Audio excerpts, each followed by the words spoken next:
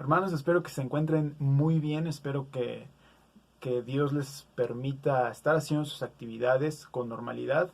El día de hoy me encuentro grabando este mensaje porque si ustedes están viendo esto en un viernes, es muy probable que yo esté trabajando porque Dios me dio la oportunidad de encontrar un trabajo. Entonces, el trabajo obviamente es a los viernes y es en el horario laboral, así que me estoy permitiendo grabar este mensaje. Lamento que no pueda ser en vivo, pero lo voy a programar para que se pueda publicar a las 5:30 de la tarde puntualmente y que ustedes lo puedan ver.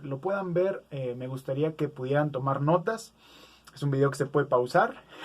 Creo que tiene sus ventajas como sus desventajas.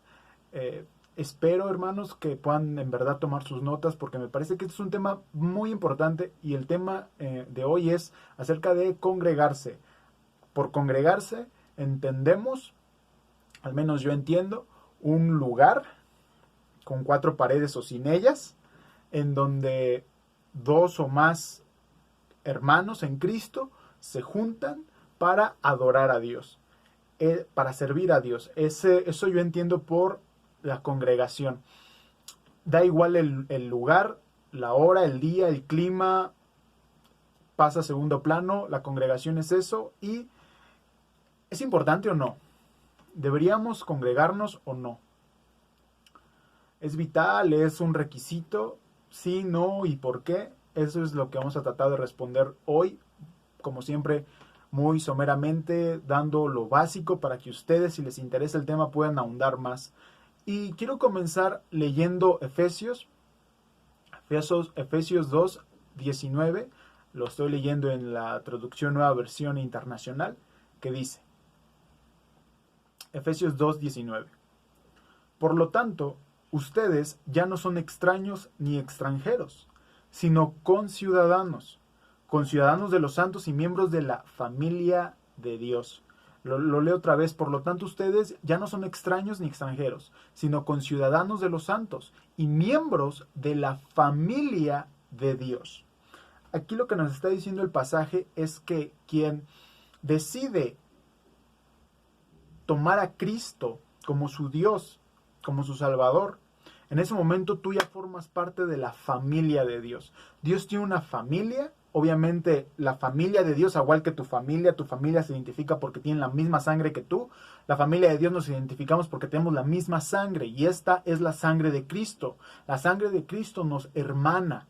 Entonces, si la persona de enfrente aceptó a Cristo y Cristo lo cubrió con su sangre, lo purificó, lo santificó, y a mí también, entonces eso nos hace hermanos. Y somos una familia en Dios. Y es importante entender esto para entender si hay que congregarnos o no, porque para entender o para responder a la pregunta si hay que congregarnos o no, debemos de responder primero cómo es que Dios nos diseñó. Dios nos diseñó para congregarnos, para juntarnos o para no hacerlo. Y creo que la respuesta la podemos encontrar en este versículo. Este versículo nos dice, este pasaje nos dice que somos familia.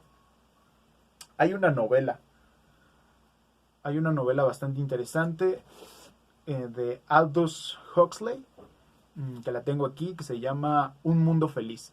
Y en la novela del autor, él plantea un mundo distópico, un mundo futurista en el cual los hombres y las mujeres ya no dan a luz. Bueno, las mujeres ya no dan a luz en la forma habitual en la que nosotros sabemos que lo hacen, sino que ya los seres humanos son fabricados en un laboratorio con matraces, conciencia que el ser humano puede controlar, y entonces los seres humanos ya son más como robots. Algunos ya no sienten emociones, ya no son felices haciendo cualquier cosa, sino que ya son meros robots, y estamos hablando de que se está poblando el mundo con simples hombres. Las mujeres ya no dan a luz y ya no hay familias. Y hay una parte muy interesante dentro del libro en donde, o bueno, varias partes en donde este personaje conoce a unas personas que vivían como antes, o sea, vivían como vivimos hoy, en donde hay familias, hay madres, hay padres. Y resulta que a la persona, al personaje principal le resulta muy extraño asociar que alguien puede tener una mamá o que alguien puede tener un papá. Y eso me trae a mí a reflexionar en que fue Dios quien decidió así. Fue Dios quien decidió hacerlo de esa manera. Dios pudo hacerlo tal y como lo señala el libro. Dios lo pudo hacer que las cigüeñas nos entregaran a nuestros padres, o Dios lo pudo hacer que las fábricas nos hicieran, o que mandáramos una carta diciendo quiero 2 hijos y quiero 2 niñas y mandamos nuestra carta y nos llegaba en paquetería y ahí teníamos nuestros hijos, nuestra familia, pero Dios decidió que el hombre y la mujer se unieran y que procrearan. Dios lo decidió así. Dios pudo haber diseñado 1000 maneras que no se me cruzan por la cabeza de cómo hacer estas relaciones, pero Dios lo decidió así, y es que Dios nos diseñó para hacernos en comunidad. Y es importante entender eso. Cuando Dios nos diseñó a nosotros, Dios nos diseñó para hacernos en comunidad. Cuando el ingeniero decidió inventar el automóvil, él decidió si ponía el volante a la izquierda o hacia la derecha, lo puso a la izquierda, en algunos lados dijeron no, yo lo voy a poner a la derecha, en algunas partes se pone el motor enfrente, en algunas partes se pone el motor atrás. Cada diseñador de automóviles es libre, según el rendimiento y según le convenga, de cómo diseñar su propio carro. Y Dios, al diseñarnos, nos decidió hacer en una familia, en comunidad. Esto se ve desde Génesis. Cuando Dios crea a Adán, Dios dice que no es bueno que el hombre permanezca solo, y entonces le crea a Eva. Pero lejos de que este versículo señale una obligatoriedad para casarnos, creo que señala un principio de comunidad. Creo que señala un principio de comunidad, porque Adán ya tenía a todos los animales y fue que le creó una pareja igual a él, en este caso Eva, y a su vez ellos pues tuvieron descendencia. Pero Dios lo decidió así. Dios dijo que no era sano para el hombre, para el ser humano, estar solo, y le creó otro igual. Y entonces hicieron comunidad, en este caso hicieron familia. En alguna parte de la palabra de Dios también se nos dice que hilo o cordel de 3 dobleces es difícil de romper. Entonces aquí estamos viendo otro principio de que cuando hacemos comunidad, cuando nos juntamos, somos más fuertes y resistentes. Es más, el propio Jesucristo pudo haber hecho el trabajo solo. No sé si tú te has puesto a meditar en eso. Jesucristo bien pudo haber hecho la chamba él solito. Él era todopoderoso, él era eterno, glorioso. 1000 cosas ocurrían en su cabeza, y él pudo haber venido a la tierra y decir, voy a comenzar mi ministerio. Y hago los milagros, y hago las sanaciones, y hago los exorcismos, y los apóstoles pasan a sobrar. Pero no. Pudiendo haber hecho Dios, Jesucristo, su ministerio solo, decidió llamar a hombres, a 12 hombres. Y posteriormente, cuando platica con estos 12 hombres y los manda a predicar, los pudo haber de nuevo mandado, los pudo haber mandado de manera individual. Pudo haber mandado 12 personas a predicar a 12 gentes. Pero decidió hacerlos en pareja, los juntó en pareja, los apóstoles, y entonces 2 personas iban a predicar, e iban a predicar de 2 en 2, y de nuevo vemos este principio, un principio elemental del cual les vengo hablando, que es la comunidad, la fraternidad, el compañerismo, el estar unidos, congregados. Tal parece ser que tanto en el Antiguo Testamento como en el Nuevo Testamento no está en los planes de Dios que el hombre esté solo. Tanto en el Antiguo como en el Nuevo no veo planes de que el hombre esté solo. No solamente me estoy refiriendo a el matrimonio, sino a cualquier actividad. A cualquier actividad. Ir a predicar, como en el caso de los apóstoles, casarse, como en el caso de Adán, y congregarse, como en el caso de las iglesias. creo que es importante, ya que Dios nos diseñó así, que cumplamos esa expectativa de que Dios tiene de nosotros, que Dios tiene de su creación. La otra vez yo platicaba con Javier y yo le comentaba que los cristianos somos como una fogata. Si alguno de ustedes ha encendido una fogata, se dará cuenta que pues la enciende con periódico, con carbón, con palos, normalmente con palos, y junta madera en un sitio y les prende fuego. Y si todas esas maderas que están entrelazadas entre sí y están creando la fogata, si tú sacas una, entonces esa llama se hace más chica. Y si tú sacas otra, esa llama desciende aún más. Y si tú las separas, si tú tomas cada uno de esos palos de que hacen la fogata y los separas, entonces la llama va a ser más chica y por sí solos se van a apagar más fácilmente. Y creo que así es el ser humano y así es el cristiano. El cristiano es como un palo dentro de esa fogata, como un cerillo dentro de esa fogata. Si tú eres cristiano, entonces tú eres como uno de esos palos. Si tú decides alejarte de la iglesia va a descender en su llama porque la iglesia se va a doler, porque le va a faltar una parte del cuerpo, pero tú solito, con tu pequeña llama, también te vas a doler porque tu llama ya no va a ser la misma y te vas a apagar más fácilmente. Es por eso importante que nos congreguemos. Entonces estamos viendo que el congregarse tiene una connotación de que es un plan de Dios, que también tiene connotación de que es un mandato de Dios y que también tiene un sentido de que nos conviene congregarnos. No es una obligación, no solamente es una obligación impuesta, sino es algo que nos resulta muy conveniente. Conveniente para que nuestra llama pueda crecer aún cada día más.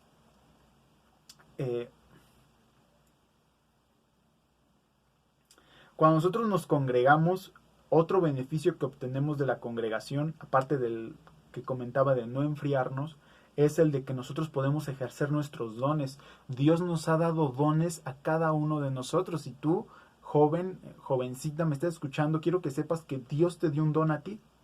A ti te dio un don. Dios me dio un don a mí. Y ese don es para ejercer en la iglesia, para ejercer en la congregación. De hecho, en la congregación, en la iglesia, es el único lugar en donde vamos a tener comunión, adoración, oración, lectura, discipulado y muchas cosas otras más en el mismo lugar. Es increíble la cantidad de disciplinas para fortalecer nuestra fe que vamos a ejercer ahí, como dije, comunión, adoración, oración, lectura, discipulado y en algunas cosas hasta perdón.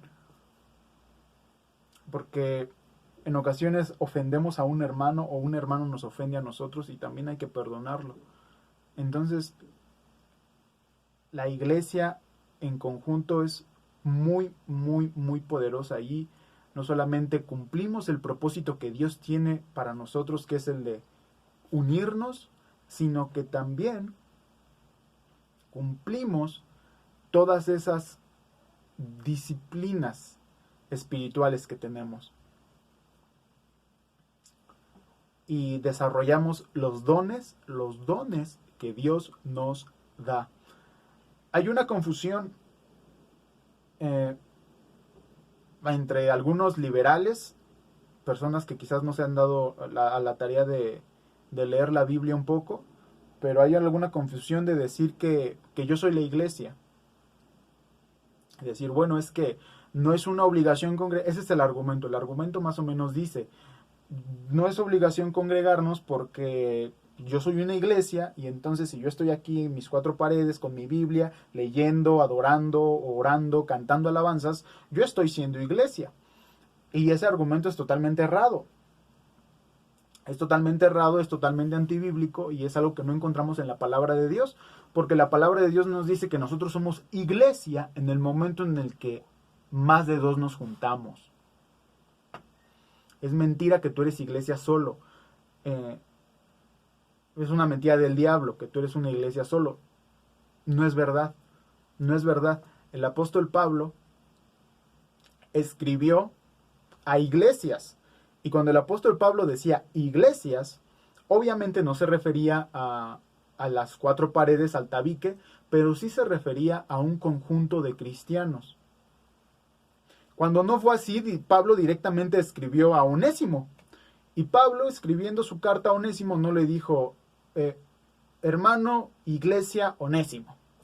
No, Pablo le dijo, querido Onésimo. O Pablo dijo, amado Timoteo. Pablo no dijo, iglesia Timoteo. No existe ese versículo. En cambio, cuando Pablo escribe a la iglesia en los Corintios, a la iglesia en Roma, a la iglesia en Galacia, a la iglesia en Filipenses, en todas ellas se refiere a un conjunto de cristianos. Somos iglesia cuando estamos unidos más de uno. Uno solo no es iglesia.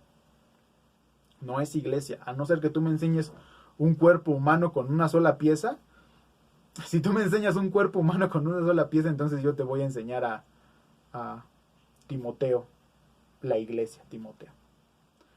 Mientras tanto, no. Durante esta pandemia y durante esta nueva normalidad,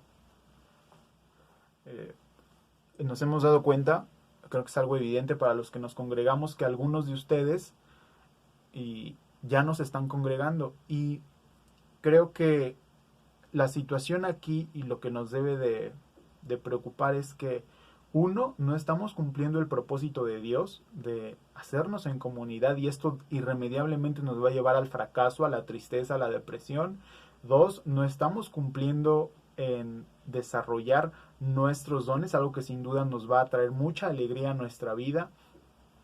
Y por último, nuestro fuego, cada vez que pasamos sin ser iglesia, nos estamos apagando. Ese fuego que tenemos solitos, nos estamos apagando. Hay una situación, hermanos, que francamente es de preocupación, no solamente en la iglesia, sino en el mundo, que es la falta de madurez. El ser humano cada vez quiere ser más niño. Quisiera desarrollar este tema profundamente en otra enseñanza completa, pero actualmente ya todos quieren ser niños, ya nadie quiere madurar. Tú preguntas a las personas por qué no quieren tener hijos y te dicen que quieren comprarse Funkos, o que quieren comprarse videojuegos, o que quieren hacer otras cosas.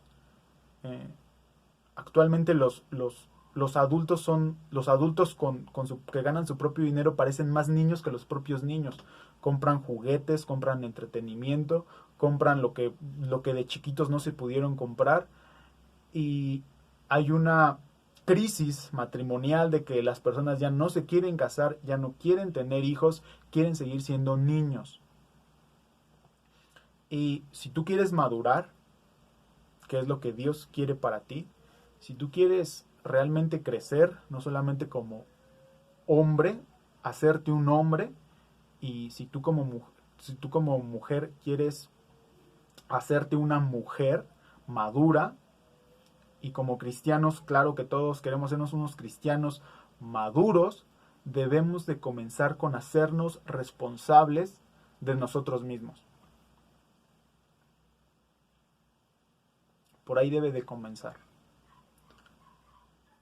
Si tú no quieres ser un niño toda tu vida, un adolescente toda tu vida, una persona inmadura, irresponsable, tú debes de comenzar con hacerte responsable de ti mismo. Pensar que solamente tú eres responsable por tu propia vida y nadie más. Que solamente eres tú responsable por tu propio crecimiento espiritual y nadie más. De manera que si tú, hermano, hermana, tienes una familia la cual no se está congregando, yo te invito a que tú el domingo pongas tu horario, pongas tu alarma, te levantes, te bañes, te vistas y vayas a la iglesia. Porque tú eres el responsable, hermano. No importa que tú vayas, no importa que vaya tu mamá, tu papá, tus hermanos, eso no importa. Si tú quieres perseguir la madurez, no solamente en la vida, sino en el cristianismo con Dios, tú debes de comenzar a hacerte responsable por ti mismo. ¿Qué va a suceder el día que, que te vayas a vivir solo? No vas a tener no vas a tener quien te diga que te laves los dientes, que te peines, que te bañes y que te vayas a congregar. Esto va a tener resultados muy catastróficos si no lo haces así. Entonces, yo te invito que te puedas congregar, que puedas hacer iglesia. Si el día de hoy, viernes, que estás viendo este mensaje, tú no te has venido congregando, yo te invito a que este domingo que se acerca, te vistas, te bañes y vayas a adorar a Dios, vayas a poner en práctica los dones que Él te dio y vayas a cantarle, a orar, a tener comunión con los hermanos, a perdonar, a ofrendar si Dios te da la oportunidad de tener un ingreso. Ve a hacer todo eso en domingo, hermano. Y ese es el mensaje del día de hoy. Espero sinceramente que cuele algo dentro de tu corazón, que puedas retener lo bueno, que Dios te dé el discernimiento para aceptar lo que salió de mi boca que fue bueno, que considere Dios que fue de bendición. Yo espero que lo recibas, hermano, y pues nos vemos el domingo. Vamos a hacer una oración para finalizar. Amado Dios, te damos las gracias, Padre, porque tú nos has dado una congregación, Señor, a la cual podemos asistir todos en domingo, Dios. Yo te pido, Señor, que tú puedas hacer tanto el querer como el hacer, Señor, para que llegue el domingo y como dice, Señor, tu palabra en Salmos 122, 120, que nos alegremos cuando nos digan, vamos a la casa de Jehová. Te damos las gracias y te agradecemos todo en el nombre de Jesús. Amén. Pues bien, hermanos, el sábado espero que sí nos podamos conectar por medio de Zoom y pues ahí vamos a estar conviviendo. Nos vemos.